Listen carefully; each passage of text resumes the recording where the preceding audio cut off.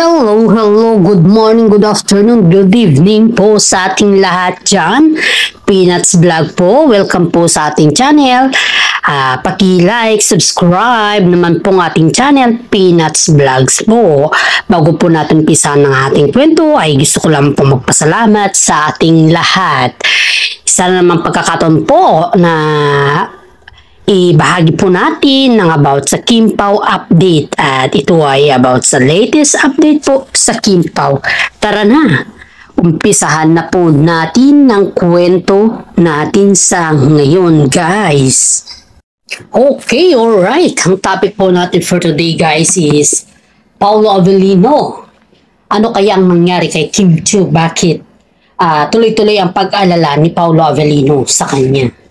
Pangalawang topic for natin for today guys is Kim Chiu.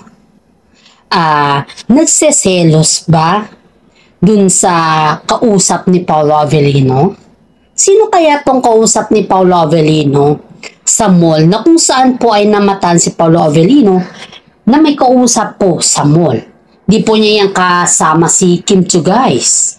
Number 3, blind items po natin. Ang blind items po natin sa ngayon guys is ni isang actress po na sumugod sa apartment nila Kim Chiu.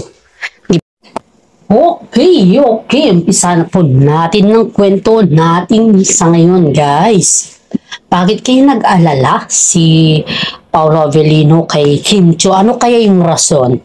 Okay guys, ayon po dito sa ating mga legit na sources ay si Kim Chiu po guys ay may karamdaman sa ngayon at nakikita naman po natin sa mga showtime o sa mga eksena nila before the day na nagkaroon siya ng pakiramdam or karamdaman guys is kitang-kita naman natin sa kanyang wala na yung sigla sa kanyang mukha. Yun pala guys ay may sakit na pala si Kim Chiu that time. Yung sakit ba na parang trangkaso guys.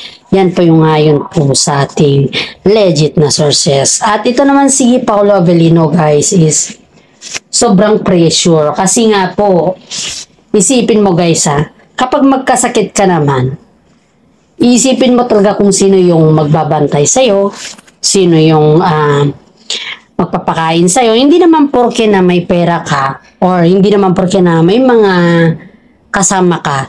Iba pa rin kasi yung wala kang pakiramdam. Iba din kasi yun. The point here is, nag-alala talaga si Paolo Avellino sa sitwasyon ni Kim Chiu dahil hindi daw niya kasi alam na ganun talaga yung pakiramdam ni Kim Chiu. At isipin ninyo dito guys, isipin ninyo dito kung talagang selfish po si Paolo Avellino nung tumawag sa kanya yung isang staff dun sa show na parang pinapa-urgent si Kim Chiu si Paolo Avellino na sunduin dahil nga po masama yung kanyang pakiramdam. It means po ay agad nang nag-rescue po si Paolo Avellino kay Kim Chiu. Yun po yung kadahilanan kung bakit po tinawag ng mga netizens si Paolo Avellino na Superman ni Kim Chiu. Dahil isang tawag lang po daw kay Paolo Avellino ay nandyan na po yan. At hindi lang po yan guys. Dito din po natin makikita or masisilayan na yung totoong pagmamahal ba. Yung walang halong kaplastikan, walang halong gawa lang sa project, or walang halong ginagawa mo lang to dahil may sarili kang intensyon. Walang ganon guys kung tutuusin natin. Ito ay taus-puso po si Paolo Avellino na ginagampanan bilang role niya or bilang responsible niya bilang isang magiging asawa soon. Napaka-sweet, guys? Napaka-sweet na isipin or i-analyze po natin yung mga sequel nilang dalawa sa ngayon ay they are going to be husband and wife to be. Kung boyfriend, girlfriends lang po sila guys, hindi naman po, para sa akin itong sarili kong opinion to, para sa akin. Kung girlfriends, boyfriends lang po sila guys, hindi po magagawa ni Paolo Avellino na pupunta on the rescue kay Kim Chiu dahil ang layo naman ni Paolo kay Kim Chiu eh. Diyan mo po makikita na to the rescue po si Paolo Avellino, di ba? Yan po yung tunay na pagmamahal. Kaya marami po ditong netizen guys na kitang-kita daw yung pag-alala ni Paolo Avellino. Dahil sa show pa lang daw guys, balik tayo dito sa show guys. Sa show pa lang guys is parang kita na daw naman kasama ni Kim Chiu sa show na iba na yung pakiramdam ni Kim. Parang kumbaga is, parang yung katawan niya is hinahanap yung pahinga. Dahil hindi naman natin sabihin na over fatigue or else, pero nandito na tayo sa punto na parang natamaan ata siya ng weather at yun po yung sinasabi natin na climate change. At it's been normal naman kasi going to December na ngayon, pag going to December kasi guys, malamig po yung panahon dyan at hindi natin po maiiwasan na may mga time na isipin mo talaga na ikaw ay magkakaroon ng mga sipon. Hindi naman po mga trangkaso guys. Kaya ingat-ingat po tayo palagi. Dahil ang sakit po hindi lamang po basa-basa. Okay lang yung lakwatsera ka, wag lang yung magkasakit ka. Kung sa sakit kasi guys, ang dami kasing sequel niyan eh. Magkasakit ka no, hindi mo alam kung sinong mag-aalaga sa'yo. Sinong kukup-kup sa'yo habang ikaw nagkakasakit. Ganun kasi yun guys. Kaya we cannot trust or we cannot defend or we cannot care ourselves if tayo lang po or kung iba lang po yung mga may sakit. Diba? Always we need help guys kung ganun po yung sitwasyon. Kaya nga po maraming netizen guys na nagsasabi na napakaswerte ni Kim Chiu kay Paolo Avellino dahil sa lahat ng bagay ay nandyan at nandyan, always nandyan po si Paolo Avellino kay Kim Chiu, and that is a very much to say na napaka-proud ni Paolo Avellino or napaka-proud ni Kim Chiu kay Paolo Avellino guys. Isipin mo to guys isipin mo to ayon dito sa ating legit na sources, si Kim Chiu daw guys is hindi daw siya kampante pag hindi daw niya nakakumusta or yung nakakamusta or nakikita daw si Paolo Avellino ng isang araw. It means po yan guys is nandun na yung chemistry, hindi lamang po chemistry, kundi nandun na yung tinatawag natin na connection, yung body language ba. Yun na yung papasok yung body language sila. Kasi aside from hindi na daw kaya ni Kim Chiu na makita si hindi na makita si Paolo Avellino, is parang na-adapt nila dun sa sarili nila na hindi nila kayang makita or hindi nila kayang hindi makita ang isa't isa sa isang araw.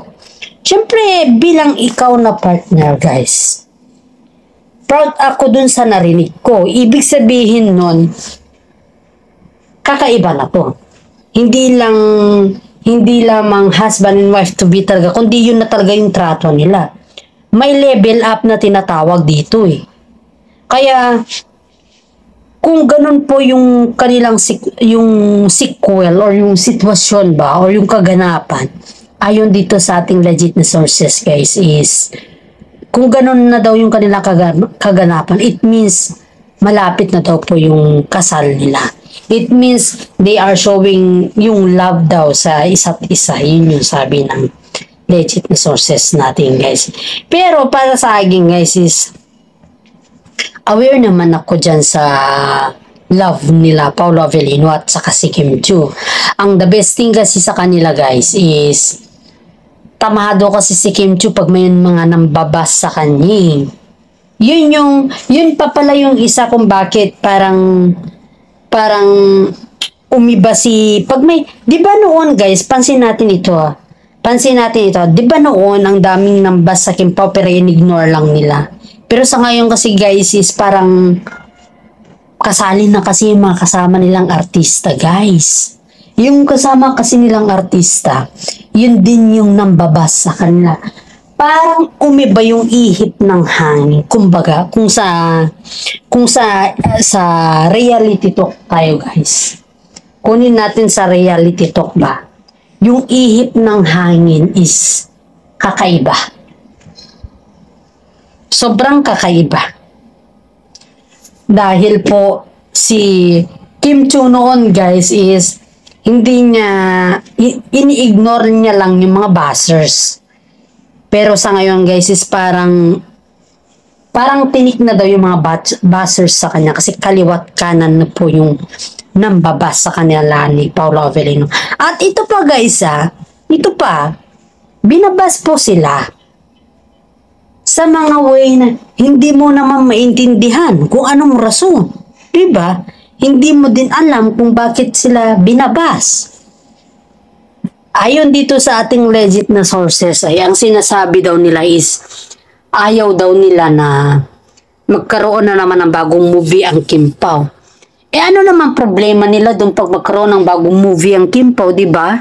Sila naman yung gaganap eh. Kung ayaw mo kasing panoorin yung movie nila at kung ayaw mo dun sa mga artista na gumanap, huwag mong panoorin. Ganun lang kasimple, di ba? Ganun lang talaga kasimple. Kaya sa mga epal na basos dyan ay huwag naman kayong dumagdag sa sakit ng ulo ni Kim Chiu. Kaya nga sumasakit si Kim Chiu at tuloy na pag-alalays. Kasi isa rin kayo sa dumadagdag na ganyan ng ugali. Kaya medyo dahan-dahan tayo dito guys. Kasi hindi natin nakalain na ganyan pala ugali ng mga ito. Okay, you're right. Bago po tayo dadako na naman sa ibang topic guys is pangalawang topic natin for today is Kim Chiu nagsaselos sa katawag ni Paolo Avellino sa mall. Okay guys. Ito konfirmado to talaga guys. Caught with action daw. Ayon dito sa ating legit sources. Kasi si Paolo Avellino guys is pumunta siya sa mall. Baka siguro may binili siya doon. Hindi natin alam. Basta may binili siguro siya doon sa mall. Pagpunta daw niya sa mall, may biglang may tumawag at may kasama po si Paolo Avellino dyan guys Yung kasama po ni Paolo Avellino is yung friend ni Kim Chiu. Dahil si Pao kasi guys, hindi kasi po yan lumalabas ayon dito sa ating legit na sources Hindi po yan lumalabas kapag wala daw siyang kasama. Dahil nga po, pag siya lang daw kasi yung lumalabas, natatrap daw yan sa mga maraming tao. Parang takot daw si Paulo sa mga maraming tao. Yan po yung ayon sa ating legit sources guys. Kaya ang sinasabi kay Paulo, pag yan daw po ay natrap sa maraming tao, hindi mo na daw yan, kumbaga, ang hirap na daw niyang kunin. Kumbaga is, diba, na gaya nito, ang daming napapapicture, ganon. Pag nandyan daw si Paolo Avellino, parang hindi ka daw makapaniwala na makapag-exit siya. Ganon kasimple. Mas maganda daw kapag may kasama siya, kasi yung kasama ni Paolo Avellino, kapag natrap daw sila sa mga fans, at least yun, nakaka-escape daw po sila. Parang ganon yung term. Kaya nga po guys, tiwalang-tiwala daw naman si Kim Chiu sa kanya sa mall. Kasi may pinabili siguro guys. Nagsabi daw yung kasama ni Paulo na, sino kausap mo? Hindi naman po daw yung si Kim Chiu guys Hindi naman daw po si Kim Chiu yung kausap ni Paolo Avellino. Kaya ito ang sabi sa atin guys. Si Paolo Avellino guys ay tulala pag si Kim Chiu daw yung nagtatanong sa kanya ng ganon. Sabi daw sa kanya, may mga kausap ka, di ba? May mga kausap ka, ba't di mo sinasabi? Yun daw yung sinasabi niya mismo kay Paolo Avellino guys. Pero itong si Paolo Avellino, aminin niya man or hindi, takot daw siya kay Kim Chiu at kahit anong klase daw or sino daw yung mga babae na tumatawag sa kanya, ay sinasabi daw niya yung pangalan. Lalo't one time daw guys, tumawag daw pala yung pinsan ni Paolo Avellino sa kanya. And it sense po na yung tumawag kay Paolo Avellino is yung mismong pinsan niya guys Nandyan daw si Kim Chiu. Ilang minuto lang daw, hindi pa daw bumaba yung tawag. Nagtanong daw kagad si Kim Chiu kung sino yung kausap ni Paolo Avellino. Aba, masyadong stricta. Ganun ba talaga magselos si Kim? Pero guys, ayon dito sa ating legit na sources, ang katawag pala ni Paolo Avellino that time is hindi po si Kim Chiu. Isang actress pala yung guys na parang kumbaga is tinatanong si Paolo Avellino kung anong lakad niya by the next day. Kung gusto daw niyang sumama sa lakad nila. Yan daw yung ayon dito sa ating legit na sources. Yung actress na yan guys is matagal na yan na nangungulit kay Paolo Avellino dahil nga po ang daming nauudlot sa kanya. Ayan, gusto niya siguro pati si Paolo Avellino maudlot. Ayan, maraming natutuwa sa actress na yan hanggang ngayon. Ang daming udlot term sa kanya. Hindi nga daw yan, ayon dito sa ating legit na sources Kesay, hindi nga daw yan pinapansin ni Paolo pero dahil panay ng tawag daw niya nakulitan nata si Paolo sa kanya. Kaya yun, sinugot daw yung tawag niya guys. Pero in fairness guys yung actress niya kahit daw baliktarin mo pa yung mundo or baliktarin mo pa daw yung tawag dito kahit daw pagsabihan mo yan na wag na siyang tumawag dahil busy ka, ay talagang kukulitin ka daw niya. Kaya si Paolo naman sinabi kay Kim Chiu kung sino yung actress na yun at laking tuwa naman ni Kim Chiu dahil sobrang pogi na nga lang ni Paolo, napaka-anis pa guys. Kaya bihira lang po yung ganyan guys, yung napaka-anis mo, bihira lang po yan. Alam naman natin kung gaano kahirap yan. Alam naman din natin kung gaano kabihira yung ganyan na bagay. Alam naman natin yan. Kaya, syempre sa ating guys, kung yung boyfriend at girlfriends po natin is very honest, isa lamang po ang point niyan, isa lamang po yung masasabi ko dyan. Huwag niyo pong iwanan ang taong niyan. Dahil pag iyan po ay iwanan mo, wala ka na makitang kaparehan niyang ganyan na style. Nag-iisa lang po yan sa mundo. Kaya dapat pangalagaan at bigyan din ng respeto. Pagmamahal ba? Tiwala, pagmamahal at respeto. Pag mayroong kanya ay tiyak na 100% hindi kayo pagpapalit ng iyong karelasyon. At alam naman po natin guys na pag mabait ang tao sa'yo, huwag mo naman abusuhin. Kaya yung mga iba nga dyan guys yung mga iba dyan na pilingera, ganun na lang natin. Sorry to say na sabihin natin na pilingera, pero yun talaga yung words para sa kanya guys Kaya, mahirap man mag-judge, pero wala naman tayong magagawa kung sakaling ganyan po yung kanilang isip, diba? Kaya nga po dito guys sinusuportahan po natin ang Kim Pao at sana naman sa mga Kim Pao fans sa solid po dyan, paki-like, subscribe, at share naman po yung aking update. One comment lang guys hindi yung tad-tad na comment dyan. Isang comment lang po tayo. Kasi pag mag-comment po tayo, ang dami kasing comment na halos, kumbaga ba guys is dire-diretso. Please lang guys, medyo isang comment lang tayo and then pag may mag-reply po sa atin is magre-reply din po tayo. Ganun lang po simple guys kasi na trace po tayo niyan. So ito guys sa mga iba po dyan wag din po natin kalimutan na i-share po yung ating YouTube channel para sa ganun po mas marami pong nakakalam sa about sa Kim Pao update at isang malaking tulong na din po yan para sa akin. Eto, balik po tayo sa pilingerang na ito. Kung ikaw ay isang pilingera, wag mo naman abusuhin. Wag mo namang ipakanda, kumbaga is alam mong pilingera ka na, medyo umatas ka naman. Para sa gano'n, hindi ka mahiya or hindi ka yung hindi mo dapat ipahiya yung mga ibang kasama mo. Para sa gano'n ay parang patas lang ba? Yun yung point natin dito guys. Hindi yung gumawa tayo ng kwento na kung saan po ay hindi tayo patas. Parang pangit naman kasi yun. At hanggang dito na lang po ang ating content. Maraming salamat po at God bless po sa ating lahat.